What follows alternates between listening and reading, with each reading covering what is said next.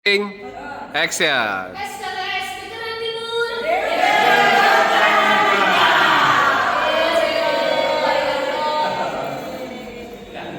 Sama dengan teman-teman lain mungkin selain Budi ada yang lain? Iya nggak? Ya Bapak ya, terima kasih Budi, terima kasih buku APP kita sudah disebar duluan di Jakarta Timur. Boleh tepuk tangan dong Pak Budi nanti. Dan wajah-wajah kita jangan khawatir Bapak Ibu nanti ada di sosial media yang Haramo Pendek @hurbanas. Jangan lupa di follow like ya. Oke, saya kira kita terima kasih. Ya, makasih ya. Saya kira kita bisa lanjutkan ke materi kita bersama dengan Romo Anton. Oke, Bapak Ibu Romo Pendek, oke, kita lanjut saja. Bapak Ibu saya punya 2 lembar untuk CV-nya Romo Anton. Ini yang info yang paling atas saja saya bacakan sedikit ya, mohon izin. Romo Antonius Rosari SPD ulang tahun tanggal 10 Februari. 30 tahun yang lalu. Iya, 30 tahun berapa sih mau umurnya? Tadi saya yang pertama tanggal 6 Juni 91, pendidikan tinggi di filsafat teologi Mamang, kemudian di Antipolo City Filipina, kemudian melanjutkan sekolah terus dan belajar seumur hidup hakikatnya yang ya karena Romo berkomitmen untuk terus belajar. Dari mulai tugas dan menjabat sejak tahun 1991 sampai selama-lamanya, ini ada stripnya, tidak ada tahunnya, mau berarti masih akan lama. Pernah menjadi pastor di Mojokerto, pernah bermisi di Zambia, Afrika, formator seminari tinggi SPD Malang, anggota komisi GPIC SPD Jawa, anggota tim Arnoldus Johnson Spirituality, Societas Verdi Divina. Sekretaris Yayasan SPFTB Diocesana Malang, Direktur Postulan Stella Maris Malang, Direktur ARFI, ASEAN Religious Formation Institute Filipina. Orang Filipina nih, pantesan lagi ya kagak waktu itu. Anggota tim Spiritualitas SPD Jawa di Malang, Direktur Rumah Retret Palangka Wacana Palangkaraya. Sekaligus itu Wacana aku pernah bertugas di sana. 5 tahun. Jadi kalau kita main ke KFC Tugu dan belakang itu main SPD. Saat ini yang terbaru ya, langsung saya kontak ya Bu. Saat ini yang terbaru menjadi pastor rekan Paroki Santo Yosef Matraman Kus pada Jakarta tahun 2025 sampai batas waktu yang belum ditentukan. Bapak Ibu kita minta tepuk yang meriah untuk Romo Antonius Rosari SPD. Saya baru yakin itu mempunyai kekuatan yang besar, ya, the power of emak-emak. Tadi dikatakan di dalam Injil kan, ya, kita hidup bukan hanya dari roti, tetapi dari firman. Tetapi hari ini dibalik oleh ibu kan. Kita tidak bisa hidup tidak itu dari firman, tetapi juga nasi kotak, nasi lewat, nasi kucing menurut nasi kucing menurut orang Jawa Timur ya, khususnya orang Malang, macam itu nasi kucing ya, kucing supaya kalau makan satu, kalau kurang bisa tambah, kalau kebanyakan sisanya masih bisa dipakai orang lain. Begitu. Baik, itu saja intermezzo sedikit. Nah, waktu Romo ini meminta saya untuk membahas masalah ini, wah ini memang berat sekali. Saya juga konsultasi kepada dokter-dokter yang ahli di bidang kitab suci, ya. Ada Romo Poyo, ada teman-teman dari Manila juga, dari Roma, itu gampang sekali. Sekarang diminta tolong.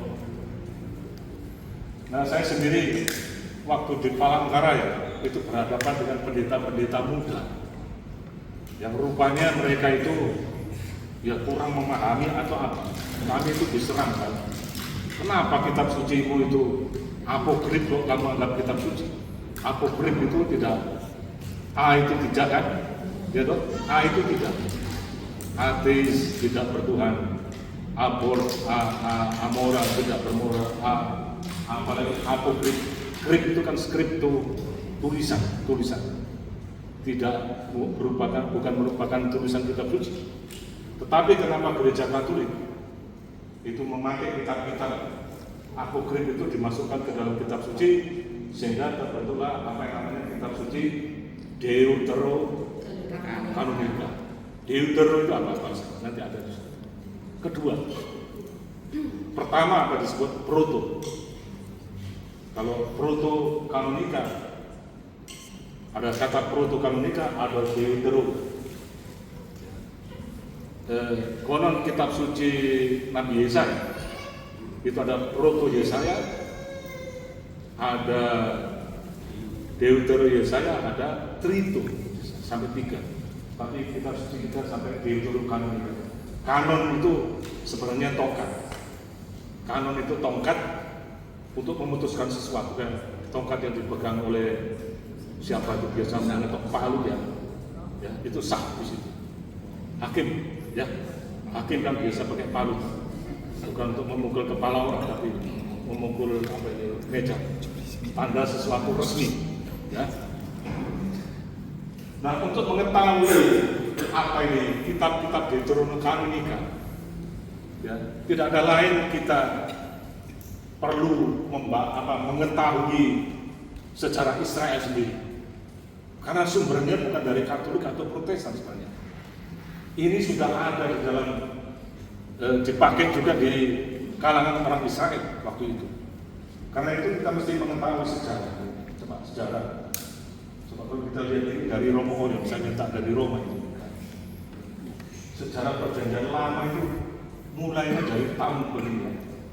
Itu Nebilim di bumi. Artinya Nebilim itu pasca banjir besar.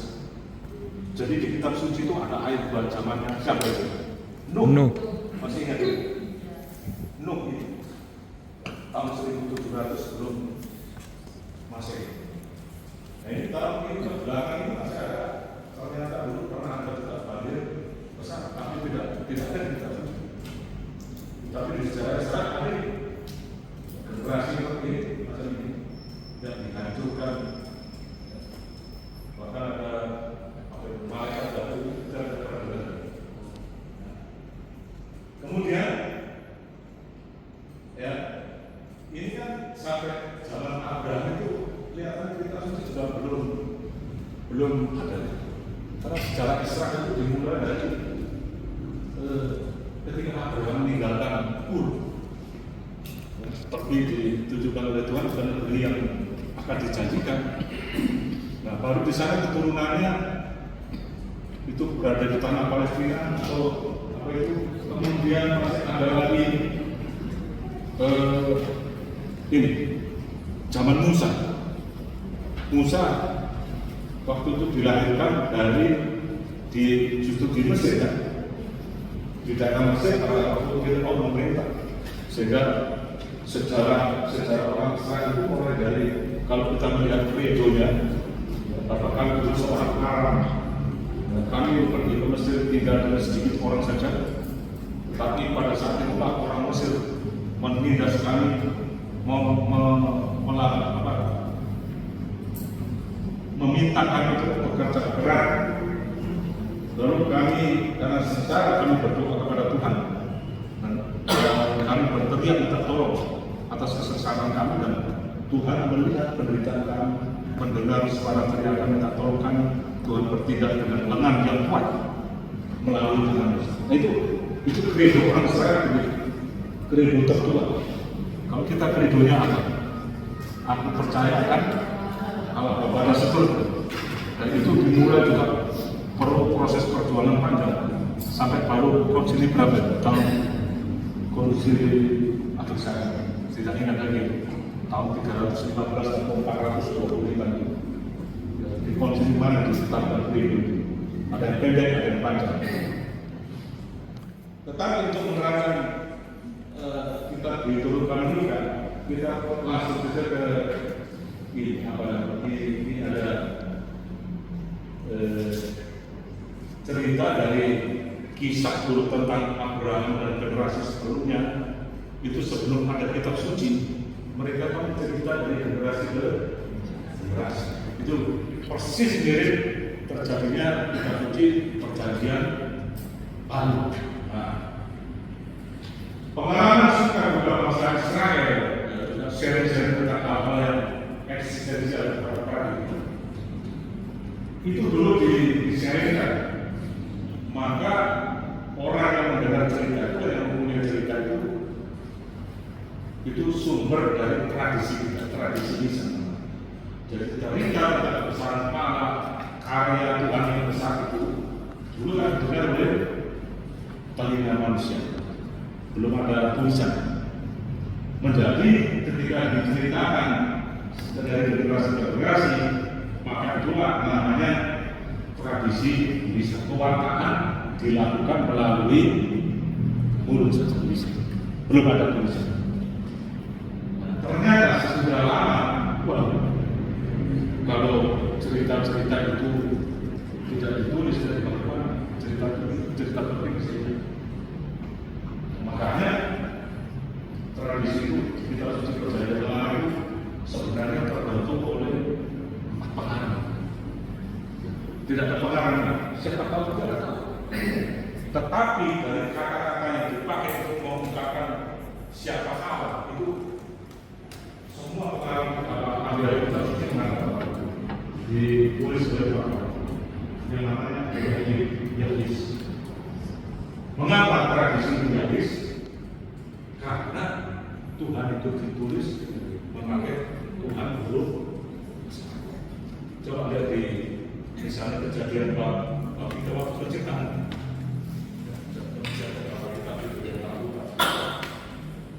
Ya, Tuhan dikatakan Yahweh. Ya, Tuhan disebut Yahweh. Pokoknya cari ada di situ kata-kata yang ada Tuhan huruf besar. Ya, bisa menemukan coba bukan. Tuhan Allah menciptakan manusia, menciptakan itu. Tuhan itu huruf besar atau kecil? Tuhan itu huruf besar. Tetapi kemudian tahun 900 dan hampir mendekati tahun yang terakhir itu ada tradisi pengarangnya itu kelompok Elohis. Mengapa dikatakan Elohis? Karena mereka menyebut Allah itu bukan huruf besar, tetapi coba lihat Tuhan huruf kecil, Allah yang besar. Itu kan? Maaf saya tidak bisa mencari contohnya ya. Nanti bisa kita cari contoh sendiri. Kemudian ada tradisi ulangan dan kemudian ada tradisi imam. Jadi kelihatannya kitab-kitab imamat itu dikarang oleh imam-imam waktu itu. Isinya banyak peraturan-peraturan itu. Kalau kamu berdosa, maka kamu berbuat. Ya, kalau kamu merusak harta orang lain, apa yang kamu berbuat? Itu tradisi imam. Nah, setelah orang-orang ini yang mengatakan Tuhan itu Yahweh atau Elohim, Allah sama Allah yang memakai kata Elohim. Kemudian ada tradisi ulang, maka mereka mulai disunting lagi. Kitab-kitab yang tulisan-tulisan itu mulai disunting, kemudian diseleksi. Setelah diseleksi ada diminta sedikit, maka terjadilah itu untuk orang Israel sih, untuk orang bangsa Israel, bukan untuk kita. Bangsa Israel sendiri yang membuat itu menyunting, menyeleksi, menambah, akhirnya terbentuklah apa yang namanya kitab suci perjanjian lama. Ini seperti yang sekarang kita bilang. Aduh, saya tidak tahu apa. Dan sampai di sini bagaimana? Jadi terbentuknya kitab suci itu nggak main-main, 2 tahun. Coba kalau ibu sekarang menulis mau pesta perayaan atau mau merayakan pesta 50 tahun pernikahan, coba buatlah kalimat pembukaan bagaimana? Kita mulai dari mana? Perhatikan? Ya, coba cerita dulu. Saya kenal bapak dulu di mana? Apa yang terjadi? Saya pernah membimbing orang pesta perayaan kan? Kita mulai dari mana? Ya sudah, mulai dari kapan kamu jadi itu. Maka pada mulanya adalah lapangan basket. Bagus kan? Dan ini Reno itu lagi main basket dan saya mulai kagum kepada dia karena ketika dia memasukkan bola itu banyak sekali dan itu yang karena nah mulai dari situ kan kita pun ke belakang apakah dia siapa kita untuk masa kecil kita apa yang terjadi sekitar kelahiran bahkan apa menulis kita pada waktu Papa meninggal, saya harus menulis buku kenangan tentang dia. Saya harus wawancara dengan adik saya dulu. Ada 7 yang saya wawancarai, ada tetangga-tetangga. Itu melahirkan tulisan-tulisan yang bervariasi. Dan tentang satu orang itu ada 1.001 cerita. Dari mulut ke mulut, ketika saya dibuka menjadi semacam biografus, itu kan tulisan. Bios itu hidup, logos, bios, biologi, bios, logos, ya. Itu begitu prosesnya kitab suci dari lisan ke lisan, dari cerita ke cerita menjadi. Nah ini dulu kita bukan. Kalau ini kita sudah bisa membayangkan, kita bukan ahli kitab suci apa-apa, ngerti nggak apa-apa. Saya juga bukan ahli kitab suci, tapi belajar praktisi aja. Saya hanya berusaha kita mengerti itu, karena ini sulit sekali. Saya juga sampai pesta perak Imamat itu belum mudah bahasa Jawa tentang kitab ini. Kan baru akhir-akhir ini saya banyak studi tentang ini, saya mendapatkan bimbingan dari Romo itu sehingga saya bisa menjelaskan ini. Nah, kitab suci perjanjian lama terbentuknya itu mulai dari sini. Dan kitab apa itu? Nah, ini terjadi. Tetapi sudah damai-damai begitu, Israel kan dibawa ke pembuangan. Nah, ternyata bagaimana? Ada perbedaan sekarang. Karena Israel sebelum pembuangan sanggup, kitab sucinya berapa? 39. Bahasanya sama ini. Saya tunjukkan. Mulai dari sini mulai ada sedikit celah untuk mengerti mengapa timbul kitab Deuterokanonikas. Ya. Setelah pembuangan, kata kunci. Setelah pembuangan itu artinya apa? Karena ada di jadwal berapa panjang itu ada saat bangsa Israel dibuang ke pembuangan Babilonia, dan kita masih mendengar cerita suara lagu tentang keadaan orang Israel yang ada di Babilonia, kan lagunya By the river of Babylon, lagunya kelihatan meriah kan? By the river of Babylon, itu lagu sedihnya orang kulit hitam karena merasa mereka berada di pembuangan. Tapi jangan salah, kita dipakai sini untuk manten itu. Habis pernikahan, ada pesta pernikahan, masuk ke ruang pesta, ternyata kurcaci kecil yang kayak main balon. Dan lagu sedih dipakai itu. Sedih manten itu saling pembuangan itu karena aplikasi budaya tidak tahu. Yang penari itu juga koreografinya itu harus belajar itu lagu sedih. Yang sedihnya, kalau sedihnya orang Israel itu lagu kebangsaan Hatifah itu sudah sedih. Yang biasa kita pakai untuk pramuka itu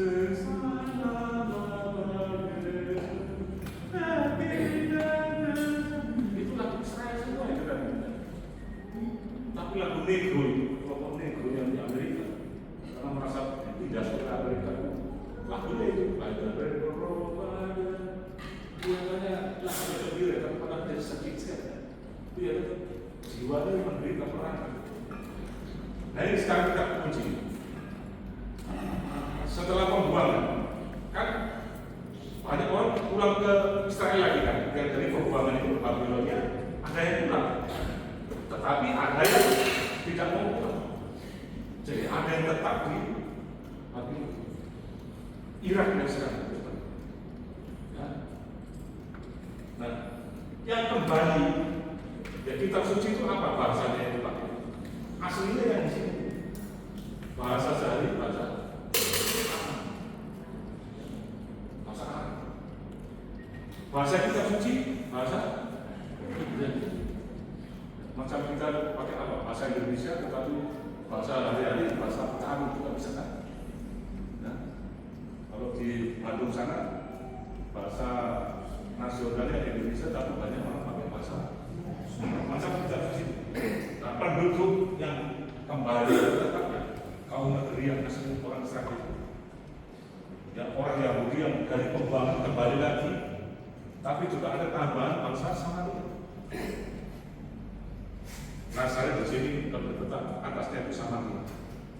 Dulu Samaria dengan orang Yahudi itu kan tak rukun, gara-gara pakai suci. Tetapi orang yang tidak kembali, yang tetap di yang tetap di pembuangan, bahasa sehari-hari Arab, kitab suci ada Ibrani, tetapi ada Arab. Nah, ini masalah mulai dari situ.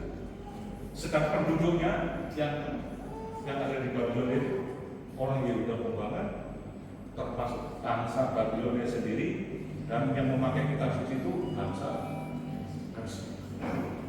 Nah, sampai di sini itu perkembangan beribu-ribu tahun, ratusan tahun itu memang harus dijelaskan dan diterangkan kita. Tadi murni bangsa Israel, sekarang ada tambahan, ada bangsa Israel yang di luar negeri. Sekarang orang Indonesia yang ada di Filipina, kitab suci yang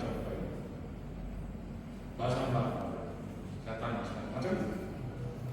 Kita memakai bahasa Indonesia kan di sini, tapi di sana ada pakai bahasa Tagalog, ada pakai bahasa Sibuan, ada pakai bahasa Waria, ada di Golano, ada 6 bahasa besar. Lalu mereka pulang ke sini, kadang-kadang masih pakai bahasa Tagalog. Jadi kadang-kadang hidup manusia tentang pergerakan bangsa-bangsa, pertambahan budaya dan bahasa, maka kitab suci itu bisa diterjemahkan ke dalam bahasa-bahasa. Nah, sekarang sampai sini tiba saatnya negeri Babilonia yang kuat, sangat kuat waktu itu, yang menjajah bangsa Yahudi. Ternyata apa ini? Budi kalahkan belum sampai pada saat ini aja itu. Perbandingan kitab suci ya. Sampai pada saat kitab suci di Palestina dan di luar Palestina tadi jumlahnya tetap sama 39. Kalau nggak percaya di bagian halaman-halaman pertama kita ada kitab suci yang paling besar itu sama. Nah, sekarang pada saat mereka sudah aman-aman di Babilonia, ada suatu kekuatan besar dari bangsa Yunani. Kerajaan Yunani itu menjadi penguasa daerah itu, sehingga Babilonia tadi yang menjajah Israel dijajah oleh kerajaan dari Yunani. Maka Babel di bawah kekuasaan Yunani. Lalu apa yang terjadi? Apa yang terjadi? Bahasa Arab boleh digantikan oleh bahasa. Dulu Indonesia sebelum merdeka itu bahasa nasional. Bahasa Belanda juga kan mudeng. Ada generasi tante-tante saya. Ya, itu yang saya kenal ada Aldis Duf. Kamu itu tulis gaya Belanda. Aldis Duf. Apa itu? Table lava. Taplak itu berasal dari kata Belanda. Table itu meja, lava itu taplak. Table lava. Ayo, ayo, masa di rumah yang udah tahu yang begini. Nah, karena Babilonia dikuasai Yunani, maka bahasa Arab mulai lama digantikan oleh bahasa Yunani, apalagi bahasa Yunani menjadi bahasa internasional. Nah, maka dari itu jelas kitab suci menjadi ada tambahan ditulis dalam bentuk bahasa Arab. Nanti Arab murni kan, Ibrani, lalu Arab jadi Ibrani bahasa kitab suci. Kemudian di Yunani mendapat tambahan juga bahasa Yunani. Saya baca di literatur itu ada komisi namanya komisi 70. Jadi 70 orang ini menerjemahkan bahasa Ibrani itu ke bahasa Yunani. Itu namanya Septuaginta. 70 orang yang menerjemahkan.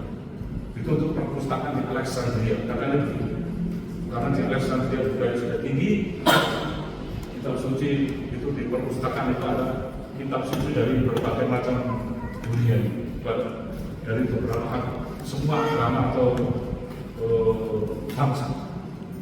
Sehingga mereka punya koleksi kitab suci dari berapa ribu bahasa. Sekarang kita bisa melihat di Libroni. Siapa pernah membuka kitab Libroni?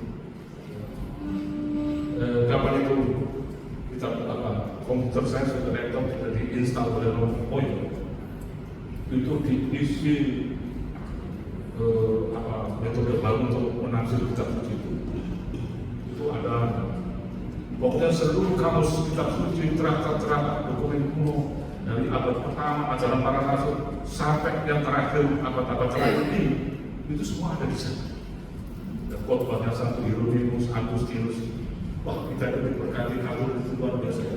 Fondasi saja begitu Pak. Dari tahun ke tahun ada datang. Ya. Sampai kitab suci dari segala macam bangsa ada. Tinggal klik bahasa apa langsung muncul terjemahan. Ini kitab suci bahasa Ibrani tadi. Nah, bahasa sehari-hari, bahasa karangan Yunani. Nah, ini. Jadi karena dikuasai Yunani, bahasa itu tak berubah-ubah. Nah, pada tahun 300 sampai 150, lama sekali. Itu berapa lama? 150 tahun. Proses besar generasi kita itu umurnya berapa? Hitungannya, generasi kita dulu hitungannya mana 80 cepat, 100 ya, atau 80, oke lah 80 kita 80, berarti 150 tahun itu berapa generasi? Bisa 3. Mulai muncul kitab-kitab Deuterokanoni. Ini menurut mereka, bukan menurut Katolik. Ini menurut mereka sendiri. Munculnya kitab kedua, atau Parnakas dan Daniel. Apa kitab itu? Nah ini, seperti ini. Ini yang pengajaran resmi, bukan 7 seperti di situ, tetapi sebenarnya ada 9. Tetapi oleh mereka sendiri ditetapkan yang ketiga dan yang ketujuh itu tidak masuk kamu. Nah ini, jadi pertama ditetapkan oleh mereka sendiri. Jadi bangsa-bangsa Yahudi juga mempunyai kitab suci ini yang menyeleksi ini. Mengapa ini ditambahkan? Nah itu tadi. Ya memang sudah terjadi begitu. Setelah kedatangan bangsa Yunani tadi, kitab suci ditulis dalam bahasa Yunani, tetapi muncul tambahan-tambahan. Kita tidak tahu dari mana mereka dapat kitab-kitab ini. Ya, kalau menurut ahli kitab suci, itu kitab suci itu ditulis dalam bentuk apa? Apakah kertas? Bentuknya gulungan kulit, gulungan apa? Papirus. Kita semua sudah tahu papirus, sudah pernah melihat papirus. Ya, nanti kita bisa lihat di buku apa itu papirus, dan itu terjadi dari kulit, dan kulit itu untuk membuat suatu kertas itu mahalaga seperti kertas ibu itu. Kemarin saya di tas kecil itu saya 175 kilo, kita dompet kecil itu uang koin 100 dari kain. Kulit itu papirus, dan harus ditulis benar tidak besar dan pelan-pelan. Makanya hanya yang penting saja itu untuk refleksi yang besar-besar. Jadi itu kitab Tobit, Yudit, tambahan pada kitab Ester, kisah sekolah Yesus disiram, baru tambahan kitab Daniel, maka air pertama dan maka air. Itu kitab suci orang Israel pada zaman sesudah pembuangan tadi, pada zaman di Babilonia dikuasai oleh siapa tadi? Bangsa Yunani. Maka kitab suci diterjemahkan juga dalam bahasa Yunani. Dari Ibrani ke Yunani disebut apa? Septuaginta. Septuaginta 70. Nah, sampai di sini perkembangan. Sekarang perkembangan kitab suci sekarang di Palestina itu zaman Yesus itu. Sebelum zaman Yesus, pada zaman Yesus bahasanya bahasa Arab, bahasa kitab suci Ibrani, jumlah kitab 39 disebut Proto-Alkitab. Ini apa? Di luar Palestina, nah ini mulai dari sini. Di luar Palestina, bahasa sehari-hari Yunani sudah beda kan? Sudah beda. Bahasa kitab suci Yunani, jumlah kitab yang muncul dari 46. Jadi kalau ditambah 9 jadi berapa? Ditambah 9, kalau tadi yang 2 itu jadi 2 kan, ditambah 9 kan jadinya 48. Tapi karena 2 tadi tidak diakui oleh kanon mereka menjadi 46. Proto-Alkitab plus Deuterokanonikat menjadi 39 plus 7. Jadi 46 kitab. Sampai di situ, ini sebelum Yesus berkarir. Sampai di situ sedikit lagi. Kalau mau tidak, apa yang terjadi? Nah ini dia. Sebelum masih ingat, ini pesan dari Romo Paulus. Ingat, perjanjian lama merupakan pengantar kita memahami perjanjian lama untuk mengerti perjanjian baru. Nah sekarang ini mulai menjadi masalah itu dari sini. Sampai di sini dulu, satu pertanyaan baru. Jadi sedikit lagi. Aman lah. Sistem aman. Nanti saya sedikit tentang apa yang saya baca dari kitab apa nanti itu kan. Jadi kalau tidak ada, sekarang langsung saja. Nah sekarang Yesus lahir, kita baru saja merayakan Natal. Hari ini beritanya Yesus sudah berumur 30 tahun dan inilah pertama hari di mana dia meninggalkan Nazaret. Pergi kemana? Misi pertama di mana?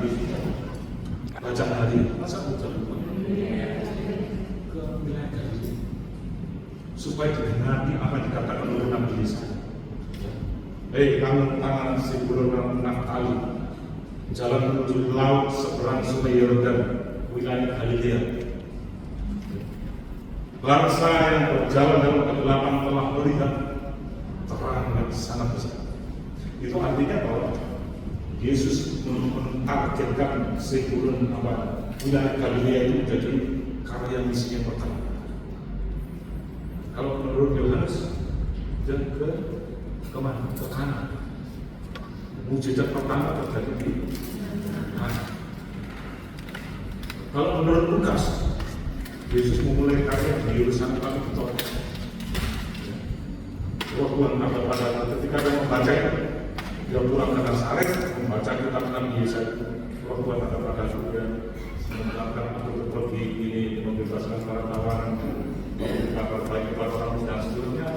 Terjadilah genap hari ini. Genap hari kita sudah karena orang yang menjadi genapan itu adalah Yesus. Berkali-kali kitab suci mengatakan Yesus adalah kegenapan dari kitab suci perjanjian lama. Tadi dalam bacaan pertama Yesaya mengatakan apa bahwa bangsa yang sudah direndahkan sampai ke debu itu sekarang artinya melihat terang yang besar. Itu karena menjadi sasaran atau target Yesus untuk dikunjungi untuk berkarya di sana. pada saat Yesus berkarya di sana tahun 30-an, zaman Yesus dan para rasul, ada satu tadi namanya Simon kan, berarti pilih 4 orang kan Yesus itu. Tidak ada begitu terang hasil tangkapan yang besar. Tadi itu siapa? Simon Petrus, Andreas dan saudaranya ada. Kemudian Yakobus dan Yohanes. Jadi dari daerah yang perumpamaan seperti itu orang ada 4 rantai yang muncul dari kolam yang kotor. Itu daerah Simbulan dan Natali seumpama kolam yang kotor, tetapi bisa melahir rantai yang sangat indah. Jadi 4 orang tadi. Bahasanya dipakai oleh Yesus bahasa Arab. Bahasa kitab suci yang Ibrani. Kitab suci yang dibaca oleh Yesus di sinagoga itu perjanjian baru belum muncul, belum ada perjanjian baru. Itu baru Yesus berkarya. Yesus membaca kitab suci perjanjian. Jadi Yesus masih tahu membaca Nabi Yesaya, semua itu dibaca. Nah, sesudah ini, ya, setelah kematian Yesus, pewartaan tentang Yesus disampaikan juga secara lisan, tulisan belum ada. Dan cara menulis apa itu pewartaan itu pakai bahasa apa? Coba lihat, pewartaan oleh para rasul dan juga orang Yahudi. Bahasanya tetap Ibrani, kitab sucinya tetap 39. Pewartaannya tetap lisan, bahasa seharian Aram. Iya. Lalu cerita-cerita itu, proses penulisan Injil sekarang sesudah Yesus naik ke surga ya, ada waktu luang antara tahun 33 kan. Kalau kita bicara Yesus 30 tahun baru berkarya, 33 meninggal. Dari tahun 33 sampai 60-an itu muncul pengarang-pengarang yang resmi yang kita kenal itu ada banyak buku. Makanya ada banyak ribuan tulisan itu ahli kitab suci. Banyak sekali tulisan-tulisan tentang Yesus sendiri. Bahkan dari Muslim itu ada surat Al-Maidah apa saya baca itu. Yesus masih kecil itu main-main dengan teman-teman. Ayo kita main burung, nggak bertahan gitu. Langsung burung. Hebat sekali kita bersuara. Itu tidak diakui begini. Oh bahaya sekali. Aneh kan ini. Kenapa ini Injil dari Cisarua lebih ngeri lagi? Saya menemukan kitab saya Cisarua. Mau tahu kenapa perempuan jalan megang itu anak aku di Cisarua. Waktu Tuhan menciptakan manusia dari apa? Dari tulang rusuk. Ada kan? Tapi yang di Cisarua mengatakan pada waktu Tuhan mau pegang tulang rusuk, ternyata entok itu sabar dia. Oh entok. Kurang ajar entok. Jangan dekat. Banyak saya ampun itu. Maka waktu akan masa dibakar Pak. Ternyata kena bulunya bukan. Sudah pada susah-susah menceritakan orang pada itu. Maka terjadi. Oh banyak sekali. Saya masih banyak stok. Baik begini. Cuma nggak boleh nanti tidak saya apa pengarang aku itu. Yang penting yang ditulis dulu itu apa? Waktu kitab suci terbentuknya kitab suci, tulisan yang pertama ditulis oleh para rasul pengarang kitab suci itu ternyata cerita tentang penemuan kubur. Itu yang pertama. Lalu mundur cerita tentang kebangkitan. Setelah kebangkitan itu urut bagaimana karyanya, bagaimana kelahirannya. Wah, hasil ini dari pemakaman kan? Kebangkitan lalu pemakaman lalu satu lagi. Makanya kalau kita melihat Injil Matius Mulai dari apa? Mulai dari sisi. Berbeda dengan Lukas. Lukas mengatakan apa? Hai Theophilus, bisa saudara-saudara terkasih, atau seorang bernama Theophilus. Kemudian dia tentang anak Yesus. Padahal Matius itu silsilah. Karena Matius itu menulis untuk orang Yahudi. Yesus itu betul-betul lahir dari keturunan Daud. Ya, itu yang ditonjolkan oleh Matius. Makanya di sana mulai dari Abraham menerang Ishak menerang Yakub menyatakan Abraham, Ishak, Yakub, Yehuda dan seterusnya sampai Yosef Matraman meninggal.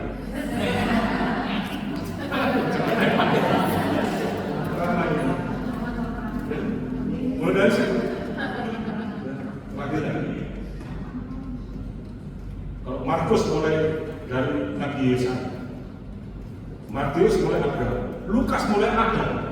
Coba yang dari silsilah Adam. Lukas 6, kalau Lukas tidak pernah saya dapat itu silsilah itu ada sampai Adam diurut dari bawah ke atas. Kalau Matius dari atas ke bawah. Yohanes terima. Yesus itu ada sebelum dunia dijadikan. Pada mulai dari Firman bersama-sama dengan Allah. Firman itu adalah Allah. Ia pada mulanya bersama-sama dengan Allah. Segala sesuatu dijadikan oleh Dia dan tanpa Dia tidak ada sesuatu pun yang telah jadi dari segala yang dijadikan. Nah, itu tanda bahwa Markus mulai menulis dari Yohanes, Matius mulai dari Abraham, Lukas mulai dari Adam, Yohanes mulai dari keabadian. Hebat Yohanes itu, karena dia mengatakan orang Yunani. Arche yang Burgos itu bahasa Yunani dari Yohanes, artinya pada mulanya adalah prinsip tertinggi. Masa yang tertinggi, logos itu kalau kita terjemahkan di sini kata-kata, tetapi sebenarnya itu prinsip yang tertinggi, kekuatan yang tertinggi mengatasi dewa-dewa yang benar. Nah, ini caranya menulis seperti itu. Jadi ada hubungan itu kesaksian dari perempuan kuat sekali dari the power of mama. Salah saja bisa benar. Oh iya, di kitab suci mana? Bisa mengelakkan kehendak Allah. Perempuan, ya kan? Pernah dengar? Itu Yesus dalam perjalanan mau menyembuhkan orang yang pendarahan itu, tiba-tiba seorang ibu menghalang-halangi dia. Dia tidak jadi kesana, jadi menolong orang itu. Banyak sekali cerita. Juga hakim yang tidak benar, hakim yang jahat.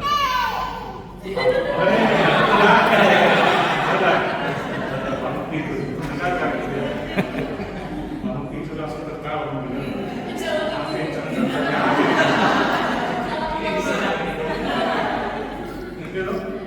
Itu menurut terus berkait adalah perkara. Hakim itu pertama.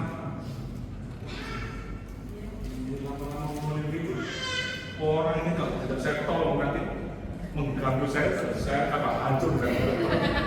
Maka dibenarkan. Artinya ditolong dia, tidak ditolong. Maka Yesus memakai peristiwa itu. Coba lihat, hakim yang tidak benar saja membenarkan betapa lebihnya Bapamu.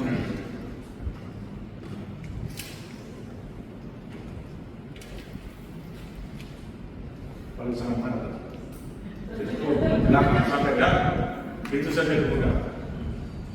Lalu selama proses penulisan, para rasul sendiri menyebar ke daerah luar Palestina. Ya. Nah sekarang yang di Israel tadi di Palestina sekarang, Israel itu adalah menetap di daerah Palestina. Bahasanya bahasa tetap tadi kan, bahasa Arab, bahasa kitab sucinya Ibrani. Lalu sekarang di luar Palestina, pewartaan oleh para rasul pakai bahasa Yunani, nggak ada level Arab, nggak ada lagi Ibrani, nggak dipakai lagi di daerah Yunani. Kitab suci Perjanjian Lama juga dipakai bahasa Yunani yang jumlahnya berapa tadi? 39 ditambah 7 berarti 46. Nah, warga Injil tambah lagi kan? Sudah mulai ada lisan, tetapi mulai ada tulisan. Tahun 60 itu sudah mulai tulisan dalam bentuk gulungan-gulungan kitab sudah ada. Yaitu zaman Markus, Matius menulis dulu, lalu ada Markus, ada Lukas, Yohanes tahun 100-an. Itu sudah ada tulisan. Nah, lalu tahun 50 ini maka surat sudah ditulis. Kalau surat itu jelas tulisan. Surat elektronik sekarang dulu tidak ada. Tahun 50 sampai 67 ini surat-surat Paulus sudah ada. Sampai ada kronologinya sudah. Jadi hanya dilihat saja. Kita nggak usah analisa itu. Bisa 3 semester belum selesai juga. Ya. Dari sekian banyak surat yang para sangat Korintus, saya para sangat Korintus dan di mengapa itu ada alasannya. Kalau ini adalah pemimpin-pemimpin atau ketua lingkungan yang masih muda, itu harus baca banyak Timotius. Surat Paulus kepada Timotius itu surat apa? Penghiburan kepada Timotius. Karena Timotius itu umurnya 16 tahun ketika dia dikirim jadi ketua lingkungan. Kan 16 tahun. Anak-anak yang dipimpin orang-orang yang kurang ajar yang tua-tua. Makanya dia mencerita sekali Timotius. Sampai Paulus mengatakan, Timotius, janganlah seorang mengaku rendah. Jadilah teladan dalam berurusan pada pengajaran. Bagus kan? Siapa yang paling muda di sini? Ketua ini. Coba ada nggak? Ada nggak? Yang di meja. Awen. Awen termuda. Awen harus membaca surat Paulus kepada Timotius. Ini surat pastoral bagus. Timotius dipilih menjadi ketua lingkungan ketika dia berumur 16 tahun. Makanya dia stres banget. Tapi Paulus menghibur dia. Surat itu kamu baca saja. Jangan seorang pun menganggap kau rendah karena kau muda. Kan? Semoga pewartaan berguna. Itu harus tangkapan hari ini. Ya. Mamanya aktif juga, anaknya juga aktif, hebat. Nah, kitab-kitab dan surat lain yang tertulis akhirnya Injil 4, kitab Rasul itu ada kisah para Rasul itu ada 1 kan, tertulis oleh Lukas, surat Katolik termasuk Ibrani, Yakobus, Petrus, Yohanes, Yudas, jumlahnya 21. Sedangkan Wahyu kepada Yohanes ya termasuk kitab lain. Jadi pada waktu tahun berapa tadi sekitar 100-an itu ini kitab suci perjanjian baru dan surat-surat itu sudah mulai ditulis dan jumlahnya berapa sekarang? Injil 4, Kisah Rasul 1 yang bawah itu ini kitab surat-surat Katolik itu 21, Wahyu 1. Jadi jumlahnya 27 ditambah 46 berapa? Ya itu berapa? Otak sudah sampai kembali ke SD juga cuma meeting satu. Ya, ini jadi inilah Injil jumlah kitab perjanjian baru 27. Tadi berapa perjanjian lama? Yang kitab suci berbahasa Ibrani 30. Nah, gereja Katolik lama-lama ya. Nah, ada suatu saat di mana gereja Katolik juga Protestan belum ada waktu itu. Jadi gereja Katolik sendiri juga mengalami tanda tangan. Kita mengakui ikut yang kitab suci Ibrani atau kitab suci yang berbahasa Yunani. Nah, ini dulu gereja mau ikut kitab suci yang berbahasa Ibrani atau yang Yunani. De facto para rasul, bapak-bapak bangsa kita, generasi pertama dari murid Yesus memakai kitab suci yang berbahasa Yunani. Karena pada waktu itu Timur Tengah dikuasai oleh orang Yunani pada saat penulisan. Jadi sampai sini kira-kira kita mudah ya perkembangannya ke depan. Nah, akhirnya ini terbentuklah kita gereja Katolik ternyata memakai yang kitab suci yang berbahasa Yunani. Apalagi kitab suci bahasa Yunani itu diterjemahkan ke dalam bahasa Latin. Ketika kekaisaran Yunani dikalahkan oleh Romawi, nah sekarang dia ya, dari Yunani diterjemahkan ke dalam bahasa apa? Latin. Tapi dari Ibrani ke Yunani namanya Septuaginta. Tetapi dari Yunani ke dalam bahasa Latin disebut Vulgata.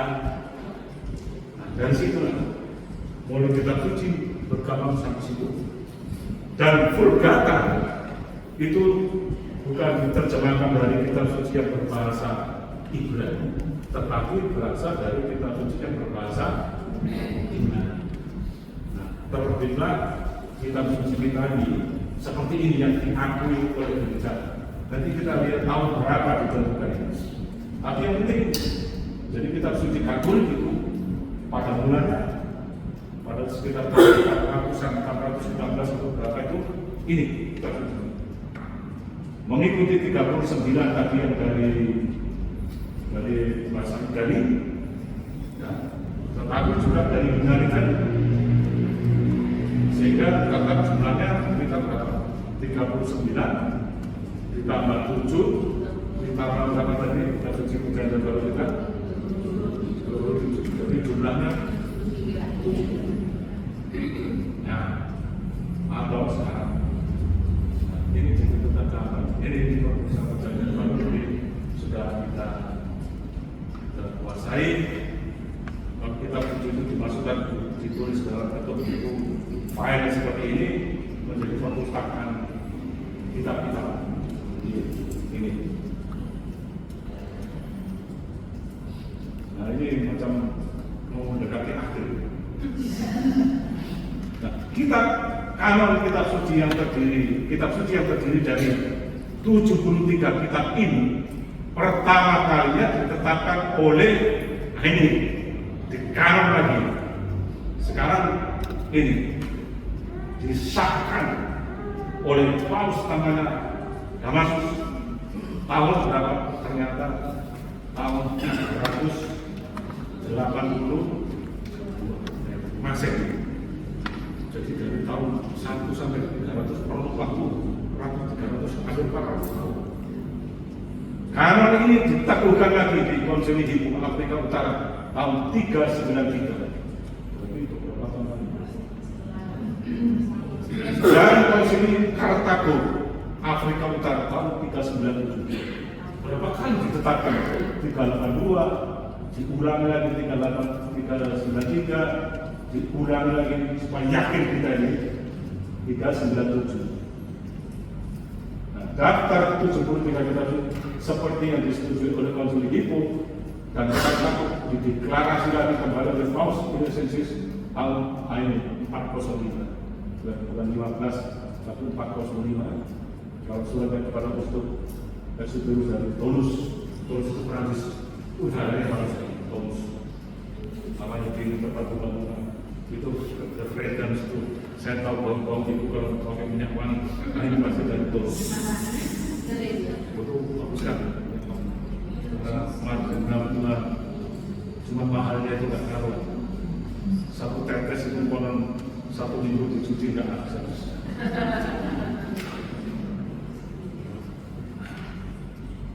sekarang masih tambah lagi. Dalam kitab suci yang terdiri dari itu didefinisikan secara resmi Konsili Florence 419.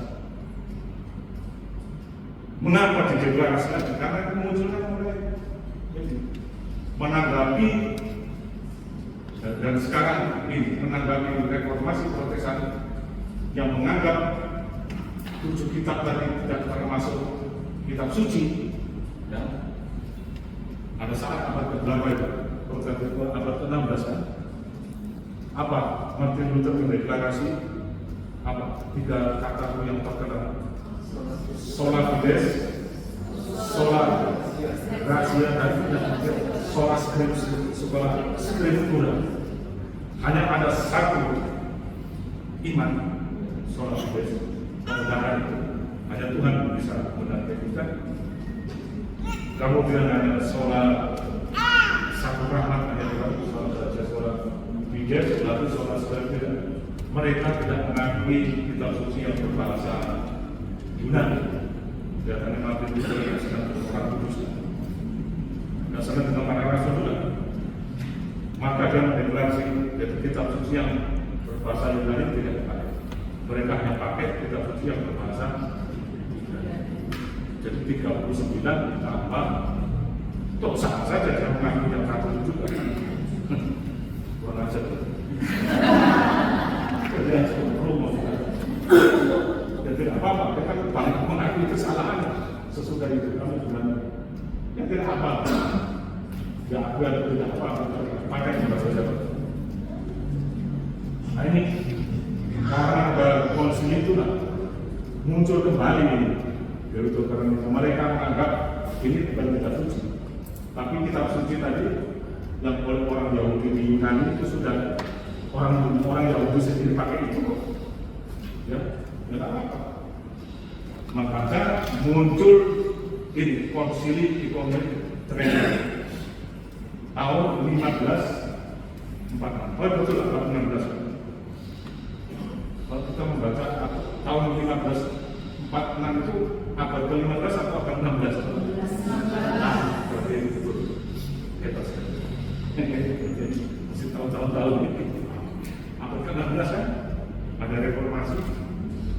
Maka muncul pengaruh besar juga, makanya gereja mengadakan konsili nanti yang disebut konsili Ekumenik di Trento tahun 15. Makanya menemukan lagi kalau kitab suci yang terdiri dari 73 ini tetap menjadi acuan gereja Katolik. Tahun 1869 konsili Vatikan pertama menemukan lagi, diulang-ulang, diteguhkan, dan akhirnya konsili Vatikan kedua tahun 65, saya dari 61, jadi 4 tahun sudah cerai ya konsili itu dilaksanakan. Nah sampai sekarang definitif, nggak tahu nanti muncul konsili keberapa lagi.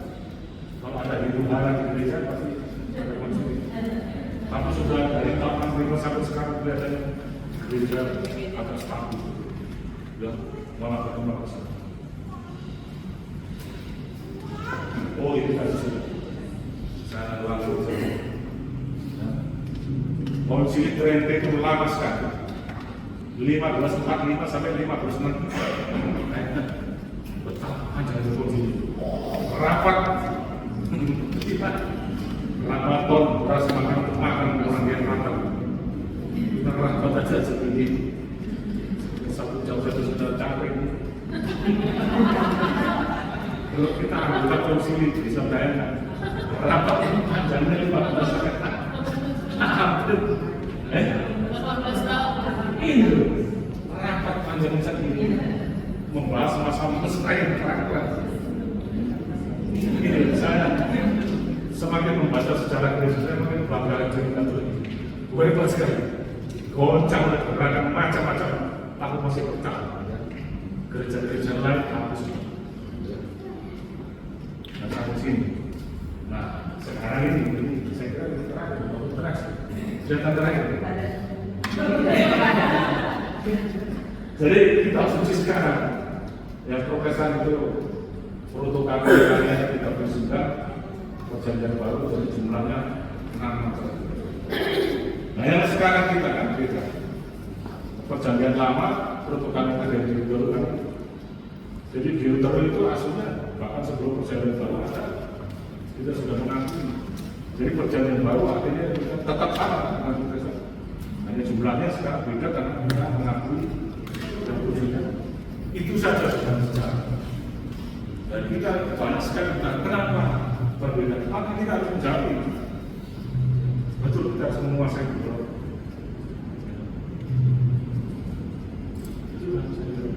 Oh ini keterangan saja. Yang kedua, kenapa pertama pertama dari happy end.